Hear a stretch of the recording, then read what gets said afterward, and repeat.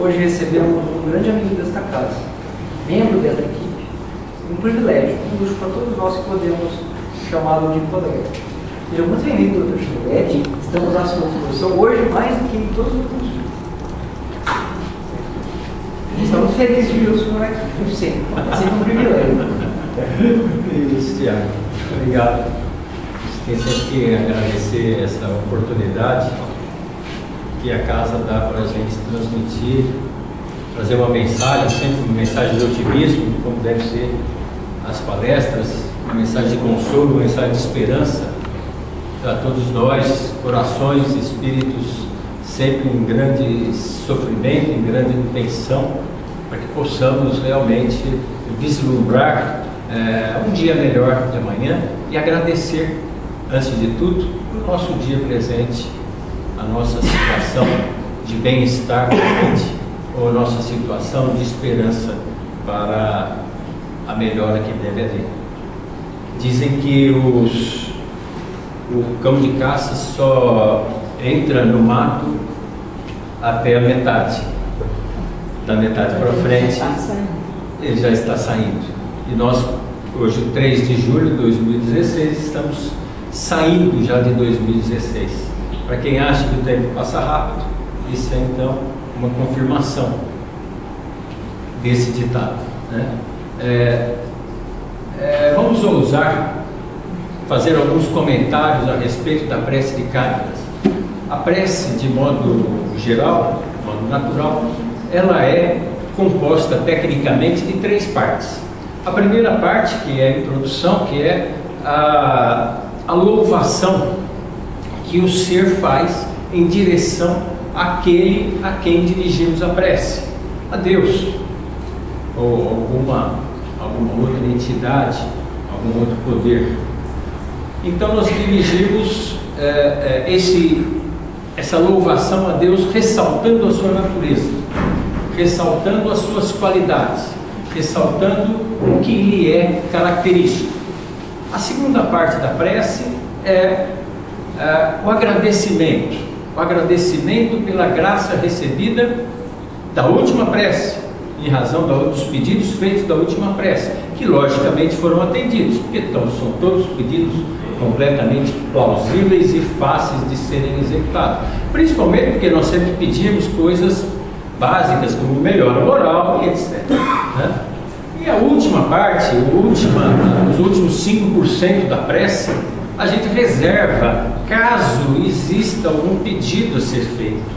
Caso, por exemplo, a gente tenha alguma coisa em deficiência que a gente queira pedir, então deixamos para o finalzinho da prece, né, um pedido a ser feito em direção àquele a quem estamos louvando. Logicamente que a nossa prece é totalmente inversa. Nós começamos fazendo pedido, não sabemos direito para quem, e enchemos o ouvido daquele de tantos pedidos que não sobra nem tempo para agradecermos, nem tempo para louvarmos a natureza daquele a quem fazemos a prece. A prece de Cáritas, ela foi psicografada pela Madame W. Crevaux, em Paris, em 1873, na noite de Natal desse ano. E ela já começa dessa maneira: Deus nosso Pai, que tens poder e bondade, dai força aquele que passa pela provação, luz aquele que procura a verdade.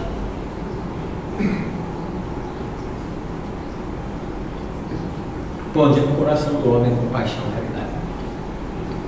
É muito comum nós recebermos um sinaleiro de vez em quando, né? Um santinho escrito, né? Todo o poder do Espiritismo, a salvação pelo alto poder do Espiritismo. As pessoas nos entregam como uma propaganda de uma instituição, que eu não sei mais detalhes, mas que fica na Rua Perito, aqui em Rio Preto.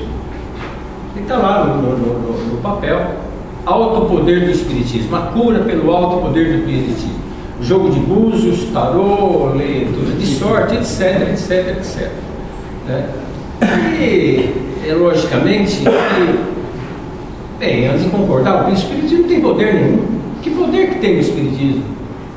Nós espíritas, uns mais novos, outros mais antigos, vão saber que realmente não existe poder nenhum no Espiritismo. Espiritismo é apenas uma maneira, uma arma, uma ferramenta que nós dispomos para a nossa melhora moral, a nossa evolução espiritual. Como são tantas outras maneiras de se evoluir. O Espiritismo é apenas uma, não tem poder nenhum. O poder, se existe, está lá dentro de nós mesmos. E estas pessoas que fazem do Espiritismo um engodo, apenas uma isca, para atrair pessoas sofredores, descrentes, né? Estão incorrendo num erro muito grande de realmente estar enganando pessoas, tentando dar-lhes um lenitivo, dar-lhes um aconselhamento, uma orientação através do seu suposto poder pessoal. A gente fala, vou ler sua sorte, vou desejar o bem para você, etc. Alguma coisa desse tipo, né? Fazer leitura de cartas. Então, fique claro que o Espírito não tem poder nenhum. Se nós não, através das nossas experiências, das nossas inúmeras provas que passamos, não aprendemos alguma coisa, né? Não vai ser alguma coisa externa que vai nos mudar. As coisas externas vão nos clarear a mente apenas para que possamos evoluir nós próprios mesmos, né? Então, o alto poder do Espiritismo não existe, logicamente não existe. A prece de Caritas começa com Deus, nosso Pai, que tem poder e bondade. Então, coloca em Deus todo o poder e toda a bondade. Jesus já nos diz que Deus é bom, Deus é bom. Jesus veio, mostrou a verdadeira natureza de Deus, que é o Deus infinitamente bom, justo, poderoso e etc. Então coloca em Deus o poder. E os homens? Os homens têm algum poder? Como que é o poder que os homens têm? O poder que o homem tem é dirigido, é originado do seu orgulho, da sua vaidade, da sua prepotência, do seu egoísmo. É o poder de constrangimento de outros povos, é o poder político, poder financeiro, poder social. Não existe nesse poder uma ascensão moral, existe uma ascensão material, existe uma ascensão física, domínio dos povos, ou através de preconceito, domínio político, de tantas as guerras e batalhas e entravamento que temos entre nós, os homens desse mundo. E é através dessas situações que o homem se vangloria de ter algum poder, porque domina o outro, porque constrange a liberdade de outros através do seu suposto poder, mas que não passa do poder físico material. E a prece pede a Deus. E qual é o poder de Deus?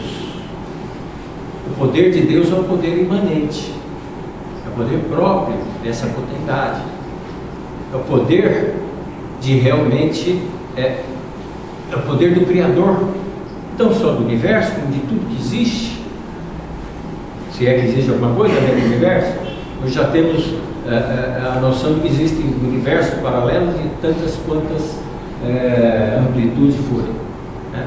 Mas no Livro dos Espíritos, logo no começo do Livro dos Espíritos, Kardec pergunta aos espíritos o que é Deus, e mais na frente pergunta aos espíritos por que como é que Deus criou o universo, criou tudo. Qual foi a ação desse Criador? E os espíritos respondem que não sabem. E não sabem mesmo. E também não nos interessa essa batalha, essa disputa, esse tipo de aprofundamento nessa situação. O que os espíritos dizem a Kardec que Deus criou o mundo, criou o universo pela sua vontade, pela sua intenção. E vamos separar o que é vontade do que é desejo, do que é capricho. Desejo é de mulher grávida de comer jaca às 2 horas da manhã. Isso é desejo, isso é um capricho. Capricho de ir numa loja comprar uma bolsa, um sapato, uma roupa, alguma coisa, um colar, um brinco, alguma coisa assim. Isso é desejo, isso é capricho. Vontade e intenção que Kardec coloca insistentemente na sua obra é muito mais profunda. Vai do pressuposto de uma força mental, que nós também temos esse poder, não o poder de constranger povos politicamente, economicamente, socialmente, mas esse poder mental, através da nossa força mental, do nosso pensamento, da nossa verdadeira e profunda e íntima intenção e vontade de fazer. Isso transforma pessoas, isso transforma coisas, isso transforma situações, que é muito parecido, é muito conjunto com a nossa própria fé. Nossa própria fé, a nossa própria crença, a nosso próprio poder que nós colocamos na nossa oração, nos nossos pedidos, no nosso agradecimento, na louvação das nossas preces.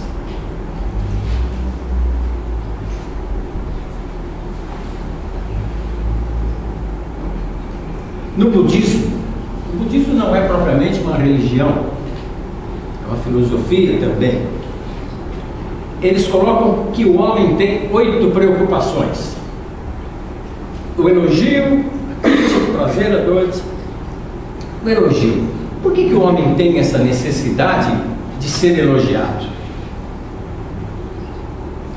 Nós temos as nossas necessidades egóicas, a nossa autoestima, nossa autoaprovação, que precisa ser renovada constantemente, diariamente, diuturnamente.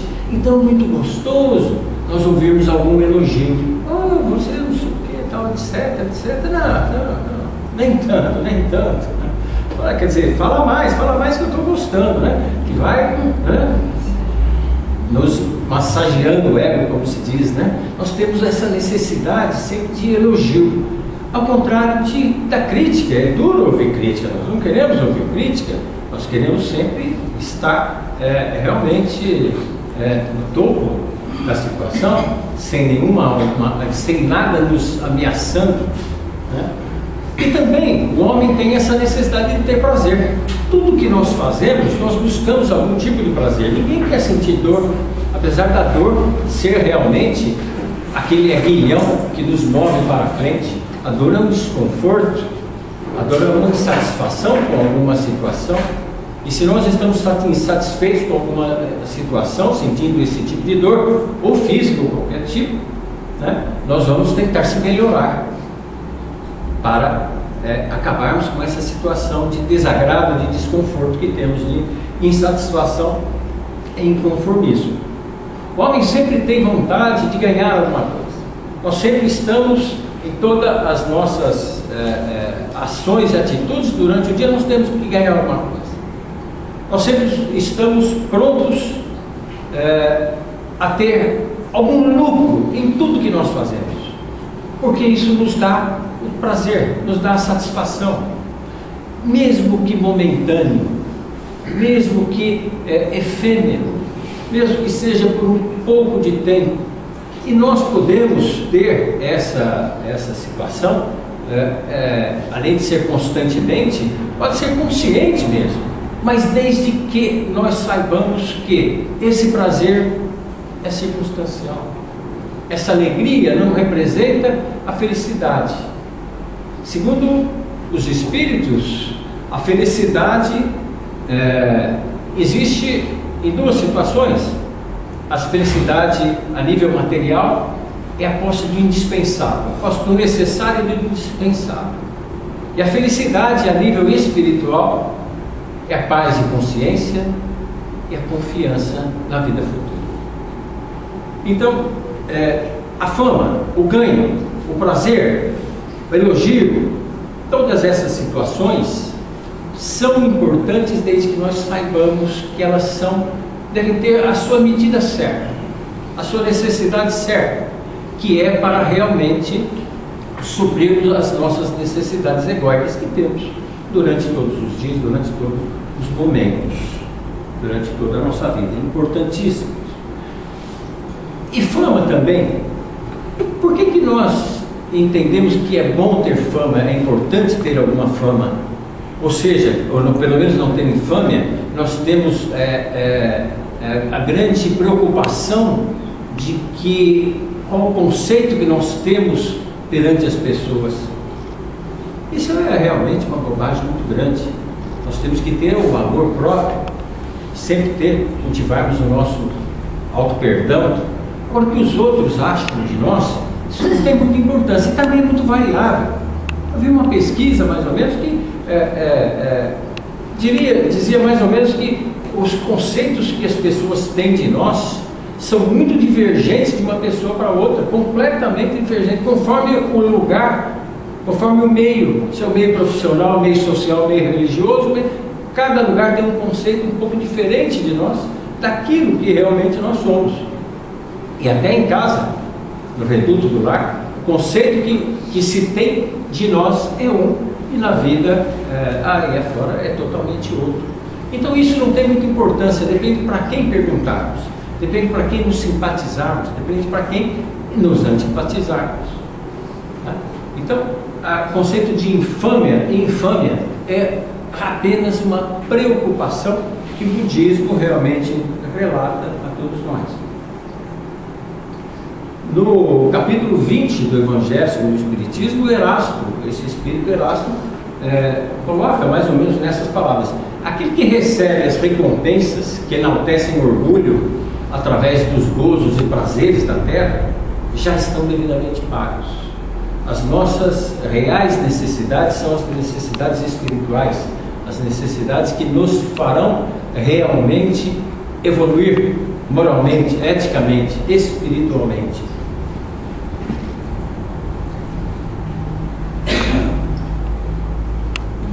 Bhagavad Gita também, que é um texto religioso hindu, aliás, indiano, hindu é uma religião, ele é indiano, coloca, é um diálogo entre o líder, o chefe e seu discípulo, ou Deus e nós. É um diálogo que tem extenso, maravilhoso, né? E que numa certa parte ele coloca essa situação: você se preocupa sem motivo, do que é que você tem medo? A alma não nasce nem morre, tudo que acontece está acontecendo para o bem. E é difícil a gente entender que todas as nossas mazelas sejam realmente para o bem.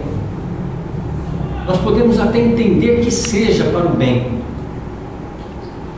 mas é difícil entender de onde que veio tudo isso, de onde que veio essas nossas causas atuais, das nossas aflições, porque nós realmente nos fechamos em copas quando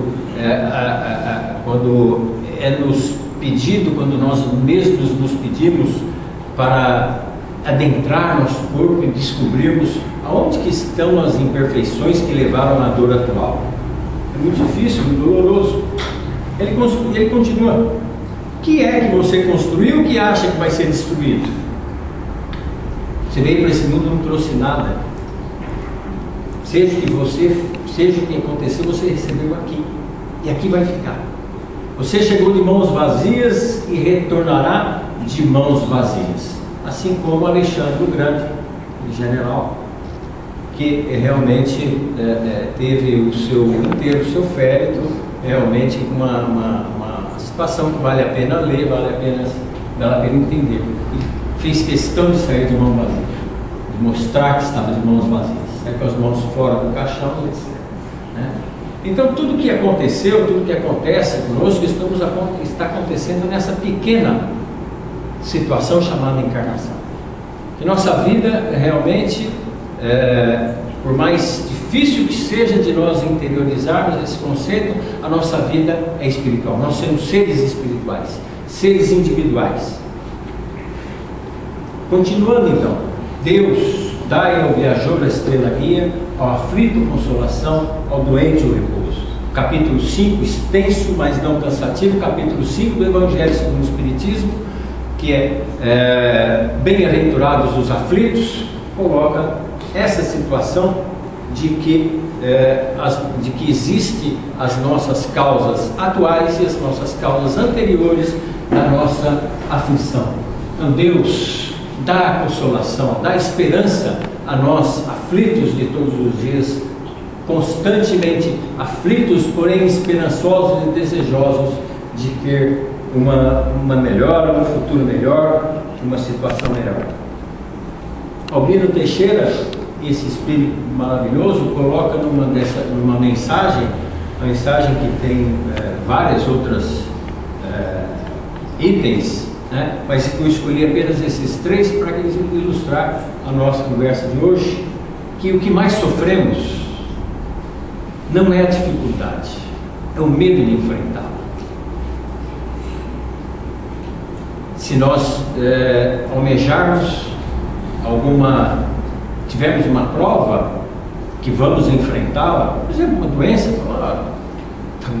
você recebeu um diagnóstico um pouco mais grave, vai ter que fazer um tratamento prolongado, vai demorar 1 ano e meio esse tratamento, vai ter que tomar remédio, vai ter que fazer isso, vai ter que tirar alguma coisa, fazer um tipo de... E nós vamos se preparando para essa dificuldade.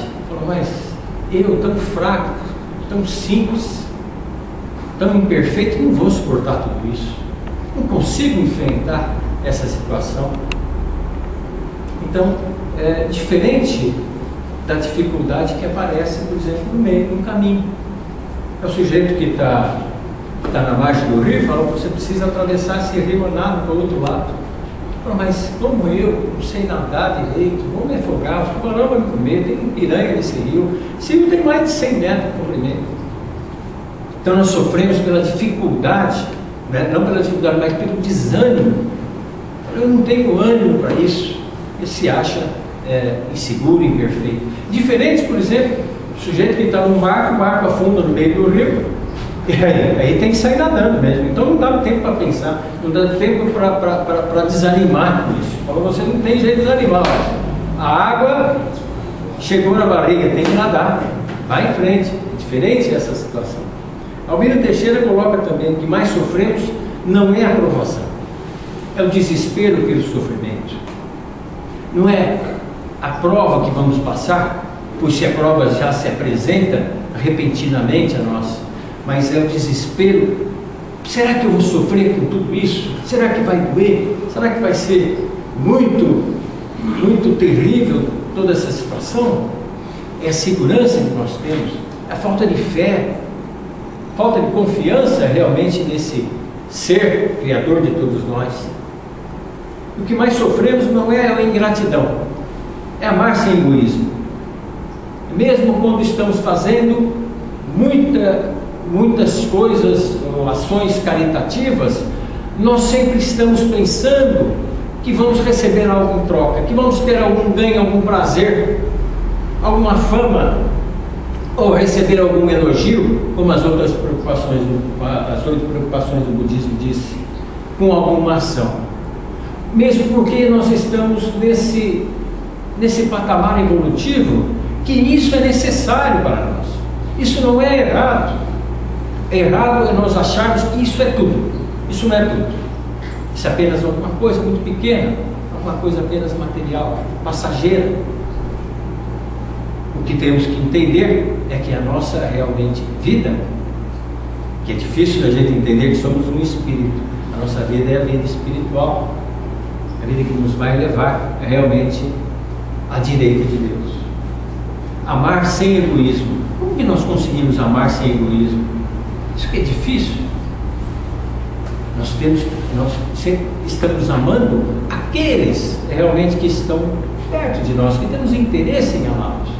Esse amor incondicional, impessoal, indiscriminado, que Cristo pregou, ostensivo, globalizado, esse amor nós não atingimos. Estamos nos preparando. Estamos aqui numa Assembleia de Espíritas em que estamos tentando nos instruir, estamos tentando, através do nosso esforço pessoal, que isso que caracteriza o espírita, através do nosso esforço pessoal, conseguimos alguma melhora, conseguimos nos comunicar, entrar em contato realmente com Deus, com espiritualidade, para que possamos nos sentir realmente úteis como seus instrumentos, como um instrumento de Deus presente no universo. Continuando, dai-nos a força de ajudar o progresso, a fim de subirmos até vós. Dai-nos a caridade pura, dai-nos a fé, dai-nos a razão. Como é que nós fazemos o progresso? Através das reencarnações que nós temos, das inúmeras, talvez infinitas, reencarnações que nós temos durante toda a nossa vida espiritual. Como é que nós fazemos essa reencarnação? Como é que é o planejamento que nós temos para essas reencarnações?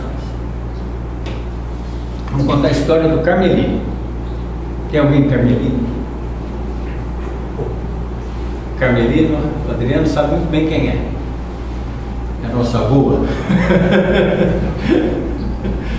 Carmelino comprou um carro. Carmelino não tinha muito, comprou um carro usado. Carro usado, quem já teve, quem já comprou sabe que dá problema. O carro tinha os 4 pneus careca, todos eles carequinhos. Tinha um amassado na porta de trás, mas fechava direitinho. Mas tinha um vazamento no motor, estava gastando combustível, gastando óleo. Dinheiro é curto, posso consertar uma coisa só. Bom, pneu está careca, eu não vou sair na rodovia, tempo de seca, tem muito problema, não vai derrapar, né? Só tem buraco nas ruas de preto, então não precisa de muita coisa. Deixa os pneus quietos. A porta de trás está fechando, não vai ninguém entrar atrás, então não tem problema, porque eu vou andar sozinho para o trabalho, vou consertar o motor, tá? Melhorar o motor, vou economizar alguma coisa nisso. Grana já anda curta, vou economizar alguma coisa. Tá bem. Carmelino, depois de um tempo, comprou uma casa. A casa, a mulher falou: ó, tem um vazamento lá no fundo, quarto lá no fundo, tá? Pintar, tem que pintar todo esse negócio aqui que está muito ruim, muito feio, não gosto disso assim. E tem aquele portão lá na frente que não está fechando de dentro. Aquele pensou: dinheiro é curto, ainda estava curto. Morava no Brasil. Lá no fundo, vou consertar o quarto, vai que sua mãe, sua avó inventa de vir mudar para cá, ela deixa o quarto quieto. Essa pintura vai esperar um pouquinho, eu vou priorizar o portão lá na frente, porque pode entrar lá. Tá? Aí priorizou, vou consertar o portão. Será que isso acontece junto com a nossa vida na reencarnação? Será que nós temos essa opção? Então o Carmelino desencarnou. Desencarnou depois de um certo tempo, com a ajuda dos espíritos benfeitores, dos espíritos protetores. Você vai reencarnar, Carmelino, vamos lá, vamos fazer o programa da coisa. Opa, eu quero. Bom, nessa última encarnação eu era baixo, alto, gordo, feio, magro e esquisito. Eu quero mudar essa parte estética. Tá bom, Carmelino, vamos lá, vamos mudar. Tá? Você era gordo, magro, feio, baixo, alto, careca, assim. Vamos mudar você. Tá? A Carmelino, na última encarnação, levou no seu perispírito muitas lesões de muitas doenças que ele teve. Ele teve gripe, ele teve HIV, ele teve chikungunya, ele teve zika, ele teve gripe espanhola, ele teve artrite, apendicite, caspa, bursite, quebrou a perna 2, 3 vezes. Carmelino, câncer, AVC, infarto, então. Carmelino realmente teve muita doença, então levou o perispírito muito lesado para a erraticidade. Carmelino falou: precisa consertar essas coisas. Conserta isso aí também, menos doença, menos doença. Tá bom. Mas Carmelino também ele tinha defeitos morais. Ele era preguiçoso, ele era nervoso, ele era raivoso, ele era ansioso, ele era preocupado, era vaidoso. Ele não era um cara legal. Ele era chato. Ninguém suportava ele. O apelido dele era Poçatá. Viu, Carmelino, o pessoal desviava. Carmelino era o zero esquerdo. Carmelino, vaidoso, né? Como ele se diz, feio ainda era vaidoso, egoísta, orgulhoso e tudo mais. Precisa consertar umas coisas aí também, espiritualidade. Vamos fazer uma melhora em tudo isso, uma alternagem em tudo isso. E Carmelino também, ele era idiota. Idiota na acepção antiga da palavra, na acepção natural da palavra, significa aquele que se fecha em copas por si mesmo, que não se interessa em absolutamente nada pelos outros, pela vida social, por absolutamente nada que existe. É ele e só ele mesmo. Não é uma personalidade egoísta, mas não é o egoísmo próprio mesmo, né? Ele era idiota, ele não se dava com ninguém, não fazia absolutamente nada pelo meio social, meio coletivo, pelo meio familiar. Ao contrário da acepção antiga dessas palavras, né, da antiguidade, ao contrário de político. Político, a acepção original, é aquela pessoa que realmente se dá à polis, à cidade, à sociedade em comum, à região, se dá um meio social, que se dispõe a ajudar o meio social, a coletividade, para que aquilo lá melhore. Ao contrário do que é hoje. Se hoje o idiota tem uma acepção de uma pessoa burra, né, etc., né? Hoje o político também. Se antigamente era a acepção daquela pessoa que fazia o bem para uma coletividade, hoje é o contrário. Infelizmente é o contrário. Mudou. Hoje o político é sinônimo daquele que quer fazer o bem apenas para si mesmo, que esquece a coletividade. Acho que inverteu as coisas. Entre o idiota e o político, hoje as coisas ficaram invertidas. E Carmelino também, então, era um sujeito que não se interessava pelo meio social. Tá? Então ele tinha problemas de ordem estética, de ordem da saúde dele, tá? De ordem moral e de ordem social. Mário Sérgio Cortella, que é um filósofo, um teólogo católico da PUC, ele tem um livro, uma obra, que chama Qual é a Sua Obra? Em que ele coloca uma assertiva do seguinte modo: a vida é muito curta para ser pequena. O que é que você fez? O que é que você está fazendo na vida para torná-la grande? A vida é muito curta, vemos aí, em torno dos 80 anos, para ser pequena. Então nós temos que ser grandes na vida, né? E grande não significa que tenhamos que fazer alguma coisa extraordinária para ficar famoso, como o budismo ressalta nas nossas preocupações. Isso não quer dizer que precisamos ser famosos, mas alguma coisa nós temos que fazer em prol da nossa coletividade, da nossa sociedade, da nossa família. Que se nós estivermos construindo alguma coisa em prol da nossa sociedade, e se formos realmente reencarnacionistas, nós estamos fazendo bem para nós mesmos. É um modo egoísta de ver as coisas, mas é para nós mesmos, então o que estamos fazendo. Se nós somos assim tão imperfeitos, tão egoístas, faça alguma coisa para a sociedade que você vai usufruir daqui nas suas próximas encarnações. Você vai reencarnar aqui mesmo. E torça para que todo mundo faça. Se você reencarnar num lugar longe, aquelas pessoas estão fazendo essas mesmas coisas. Né? Então, não tem necessidade de ser famoso. Por exemplo, quem foi Silvio Della Rovere, que é o nome da nossa rua? Pouca gente sabe. Se ele fez alguma coisa boa ou não, o nome dele está lá. Tudo bem, mas isso não significa que ele teve uma ascensão moral, uma qualidade moral assim ressaltada para que houvesse essa diferenciação para ele. E os nossos títulos hoje, né? Marechal, quem foi Marechal Deodoro? Qual foi a sua tropa? Quem é que o general Glicério comandou? São todos nomes aqui muito famosos, né? Esses títulos, cabo, sargento, professor, doutor, fisioterapeuta, engenheiro, padre, arcebispo, sumo pontífice, são todos títulos de ordem social que nós recebemos, que na infinita maioria das vezes servem apenas para indicar a profissão, cargo ou função daquela pessoa. Não que sejam alguma coisa diferenciada. Os nossos títulos morais são espirituais, apenas isso. E através dessa ação que nós podemos ter, que temos a oportunidade, através da nossa vida curta, porém curta, né, de termos essa visão que podemos fazer alguma coisa para tudo, de modo geral. Carmelino, então, na sua programação para a reencarnação, pede para que se faça dessa maneira, faça isso, faça aquilo. E tem jeito de melhorar apenas a aparência dele? Ou diminuir as lesões do seu perispírito? Ou fazer ele se incluir mais no meio social?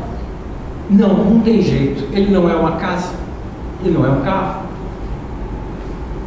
Porque qualquer melhora que nós tivermos, por exemplo, no egoísmo desse sujeito fictício, qualquer melhora que tiver no egoísmo, no orgulho dele, já vai se refletir na sua aparência. Não tenho dúvida disso. Não é a aparência física, estética que nós temos, mas o ar que nós apresentamos, como é bem dito no Livro dos Espíritos, é bem elucidado isso, que a alma promove o ar de beleza que nós temos. Não precisa da beleza estética. A beleza que nós temos reflete a nossa pureza de espírito. Não precisa, um pouco que nós melhoramos no egoísmo, no orgulho, na vaidade, ou qualquer deficiência moral que tivermos, vai se refletir no perispírito lesado, vai se refletir cicatrizando doenças passadas, minimizando a imposição dessas lesões no corpo físico no futuro. Qualquer melhora que nós tivermos de modo moral para a próxima encarnação, e nessa também nós podemos ainda se melhorar muito, claro, se refletem em todo o complexo orgânico, porque o espírito não é separado da matéria. Nós não somos espírito mais matéria, nós somos espírito e matéria. Nós somos únicos, uma coisa individual. Não existe uma separação como o Carmelino quer fazer no seu cargo ou na sua casa.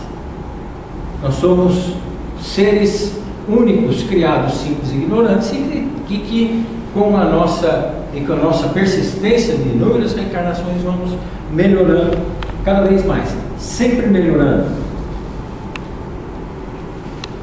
Através da sabedoria e do conhecimento que nós vamos angariando, nós vamos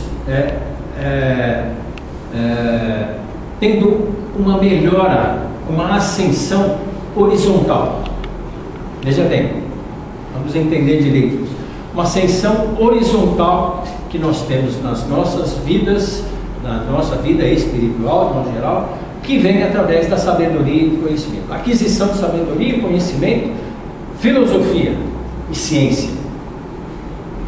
Nós temos uma ascensão horizontal. Isso nos dá base, isso nos dá subsídios para que nós consigamos a ascensão vertical através da religião, através da submissão a Deus, submissão à espiritualidade, a nossa fé, que vai se refletir, logicamente, pela melhora da moral e atingirmos o tão sonhado ensinamento de Jesus, que é amar a todos. Amar a Deus, diz o primeiro mandamento, de todo o seu coração. Amar ao próximo, o segundo. Amar a Deus e amar ao próximo. Se pudéssemos resumir a doutrina de Jesus, seria mais ou menos isso. Ele pregou isso sempre: amar. Amor, amor. E será que nós conseguimos? Será que nós estamos ainda nesse nível? Logicamente que não. O homem começa desenvolvimento do amor, não como o amor já incondicional, como Jesus colocou. Nosso amor vem primeiramente de solidariedade, piedade, misericórdia, interesse pelos outros, se importar com o sofrimento dos outros, para que possa então, num dado momento, nessa ascensão, praticarmos o amor. A sabedoria, o conhecimento, a ciência, a filosofia constrangem o homem, como Kardec colocou. A ciência, o progresso tecnológico, o progresso científico constrange o homem a levar ao progresso moral, ao progresso religioso. Livre dos Espíritos. Kardec faz ainda, no Livro dos Espíritos, mais para frente, uma integração, um ensaio entre inteligência, livre-arbítrio e fatalidade, uma programação para a nossa reencarnação. Ele coloca então como o livre-arbítrio, a inteligência é a capacidade de prospectar, a capacidade de fazer coisas esperando um resultado. O axioma de Kardec é muito bem empregado nisso. Para toda causa inteligente vai corresponder um efeito inteligente futuro. Para todo efeito inteligente veio de uma causa inteligente. Ou seja, Deus criou o universo por sua inteligência suprema, esperando que acontecesse uma causa, um efeito. E nós não devemos realmente entender isso e não devemos ter medo de absolutamente nada. Se o efeito de Deus, da inteligência suprema, somos nós, somos a nossa vida, estamos protegidos pela providência divina, pelos desígnios de Deus. Então, se nós acreditamos em Deus, nós temos que acreditar que tudo que existe para nós é bom, é importante, é necessário. Tá?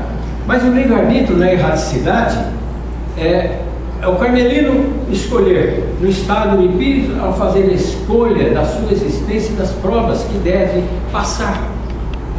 Não que vai haver tudo relatado certinho, falar você vai passar no dia 3 de julho numa Assembleia dos Espíritas. Não é isso.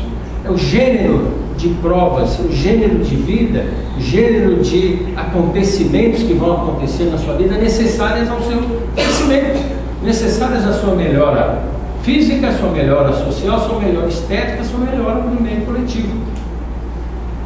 E o livre-arbítrio encarnado na faculdade de ceder ou resistir aos arrastamentos ou às tentações que nós somos submetidos constantemente, as nossas escolhas que temos que fazer entre o bem e o mal. E fatalidade seria decisão prévia e irrevogável de todos os atos da nossa vida. Logicamente que fatalidade não existe. Nada é fatal, nada está escriturado já pormenorizadamente em todos os nossos atos da vida moral. O Espiritismo é uma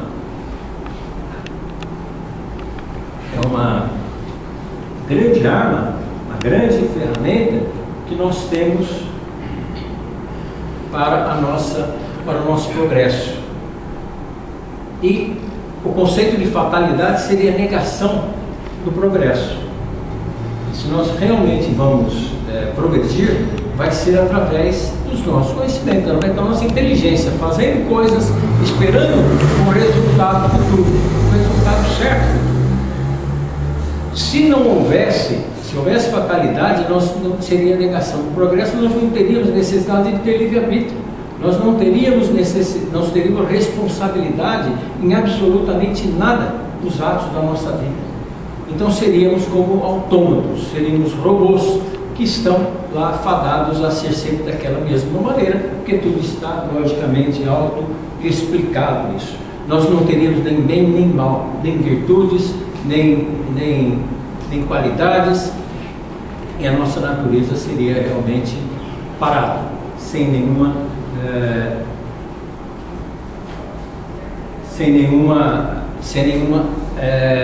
perspectiva de melhora. O Espiritismo, ele é uma ciência, uma religião, uma filosofia que tem por objeto o espírito, a natureza do espírito, o crescimento do espírito, desde o seu desde a sua criação simples e ignorante, desde a sua escolha entre o bem e o mal, bem como das suas necessidades de progresso através das inúmeras reencarnações, infinitas reencarnações que passam pelo mundo, bem como da sua relação do espírito com os encarnados, seja através da influência que o espírito exerce sobre outros espíritos encarnados ou desencarnados, bem como a comunicabilidade que ele tem com todos os outros encarnados ou desencarnados. Para aqueles que estão iniciando o espiritismo, não achem complexas essas colocações que eu venho trazer. Se acham que o livro dos Espíritos é um livro muito complexo, tem toda a razão. Ele é muito complexo. Caso queiram iniciar, iniciem o estudo, o Espiritismo na sua expressão mais simples, de Kardec, que é um livro, vamos dizer, é um resumo compactado do livro dos Espíritos, que é muito interessante, uma linguagem talvez mais acessível, conceitos mais acessíveis, porque a cada vez que se lê o livro dos Espíritos, tem cada vez um entendimento maior, porque cresce nosso conhecimento, vai crescendo a nossa sabedoria e, consequentemente, vai crescendo o nosso nível de moralidade e ética. Muito obrigado.